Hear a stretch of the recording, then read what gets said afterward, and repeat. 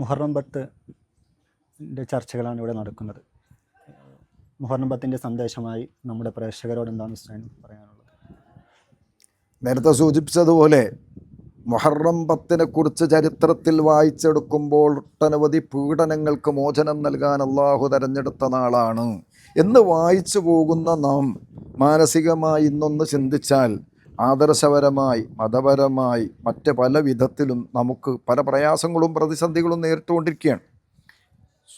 ഇവിടെ ലോകത്ത് നടക്കുന്ന കൊടിയ ക്രൂരതകളും പീഡനങ്ങളും ഒക്കെ കാണുമ്പോൾ ഓരോരോ കയ്യൊക്കുള്ളവനും അവൻ കാര്യക്കാരനായി അവന് ലോകം സപ്പോർട്ട് ചെയ്തുകൊണ്ടിരിക്കുന്ന ഈ പീഡനത്തിൻ്റെ കാലത്ത് അത്തരം പീഡനങ്ങളിൽ നിന്ന് സമുദായത്തിന് മുസ്ലിം ഉമ്മത്തിന് പൊതുവെ രക്ഷയുണ്ടാകുന്നതിന് ആത്മാർത്ഥമായി അകമഴിഞ്ഞ് ഈ മുഹറം മാസത്തിൻ്റെ ദിനരാവുകളിൽ നമ്മൾ പ്രാർത്ഥിക്കണം.